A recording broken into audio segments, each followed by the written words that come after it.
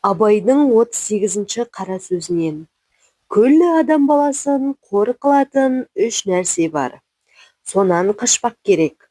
Әуелі надандық, екінші еріншектік, үшінші залымдық деп білесің. Надандық білім ғылымның жоқтығы. Дүниеден еш нәрсені оларсыз біліп болмайды. Білімсіздік қайуандық болады. Еріншектік күллі дүниедегі өнердің дұшпаны. Талапсыздық, жігерсіздік, ұятсыздық, кедейлік бәрі осыдан шығады.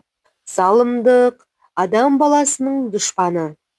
Адам баласына дұшпан болса, адамнан бөлінеді.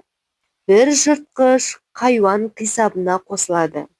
Қисабына деген сөз бұл жерде қатарына, есебіне деген мағынада. Ал енді оқушылар осыны ашайық. Абай ата атаған жат қылықтарды атаңдаршы. Оларға қандай ортақ атау берер едің? Абай атаның сөзі неліктен осы бөлімде берілген деп ойлайсың? Абай Құнанбаевтың тағы қандай шығармаларын білесің?